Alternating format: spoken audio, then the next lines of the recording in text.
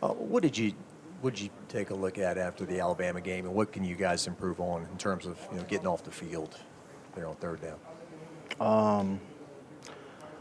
I think just as a defense, just executing better. I think it's just leverage issues. It's one thing that I took away. I'd probably say just that. Yeah, executing to a high level and just leveraging on third down, especially a quarterback. Yeah. So after this loss over the years, there's so much sometimes invested in the Alabama game, and maybe it's hard to move on. What's the overall collective feel of the team now moving forward to try to win 10 games and do some of those things? I mean, well, of course, after you lose a game, you don't feel good. But I think, where we're headed right now with these last 3 games is just chasing improvement, making sure that, we're playing better than we played last week, better than we played 2 weeks ago, better than we played 3 weeks ago, and just chasing improvement. Yeah. How do you guys feel like you've emotionally handled all the injuries that have kind of come to your defense and kind of fight through those? I mean, we always talk about a next man up mentality. So, when somebody go down, the next man got to step up.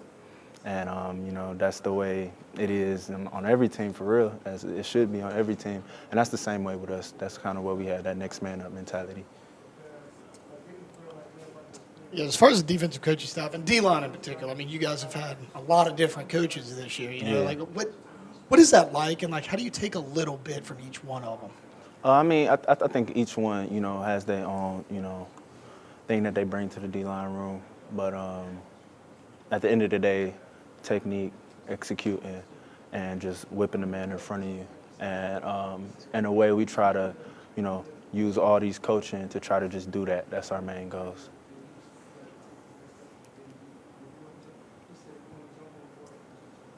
When you have a quarterback kind of have his way running the football against a defense like that, how do you guys kind of take that and respond the next week when you get to take the field? I mean, of course, we just go back, we watch film, we see, for the coaches, they see, things they could have done better to put us in better positions. And then for the team, it's just, seeing what we could have done better within the call to, to make that happen. And, yeah, I mean, for real, that's really it, just taking film and then going back to the next practice field and doing it again.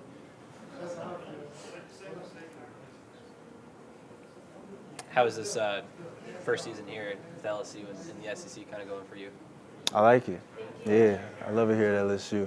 I think I'm developing really good as a player, improving every week. And that's all I can ask for as a player is just making sure I'm improving every week, making sure I'm always a plus factor for the defense and just, doing my job and whipping the man in front of me. So, yeah. I know you played in big environments before, but, a game like LSU versus Alabama, what did you kind of take away from that? And you got another one coming up with Florida coming into town for another game. Yeah. I mean, that's one to remember for sure. Growing up watching LSU playing Alabama and then, being in that environment and actually doing it, it was a little surreal at the beginning. So, yeah, it was definitely a dope experience. It was one I was looking forward to. You got a lot of young guys on your team who have kind of been thrust, like you said, that next man up mentality. Mm-hmm. How have you kind of led them through these experiences? Man, I just tell them just cool, calm, and collected. That's what I'm saying. Just cool, calm, and collected. Don't let the moment be too big. Don't let the moment be too small. You got your job, execute, and get things done. We were just talking to Kyron. Mm-hmm. Obviously, different side of the ball, but what have you seen out of him in terms of, the drops and then kind of overcoming those and keeping his head on and focus moving forward? It's like I said before, it's just, chasing improvement, and that's something that he's done, for real. I mean, we can always talk about, what he should have done and stuff like that, but, he had a really big catch for us, and the game got us in the end zone when we really needed it. And, that's an example of a dude that, doesn't let the moment get too big, doesn't let the moment get too small, and just chase improvement. And, he comes in and makes a play for us, and that's what we need from all of our dudes. He was talking to us about the challenges of social media today. Like, if you would have 3 sacks, I'm sure you'd want to maybe go read social media and the compliments. But then when things don't go well, you have to avoid it. And how can that affect your mentality if you go and read that stuff? I mean, for me, I kind of try to stay away from social media, like, you know, during the week, stuff like that. You know, people say different things. People don't know what we're doing in the building. They say all types of stuff. So for me, it's what matters. You know what I'm saying? My team, playbook, the game plan, and at the end of the day, it's, you know, the right getting the opinions from the people that matter for real. And, you know, social media, you know, it can be a distraction, and that's something I try not to let happen. And I feel like, you know, I'm confident in my game because of that. You know what I'm saying? I kind of like have my own little space, if that makes sense. Yeah.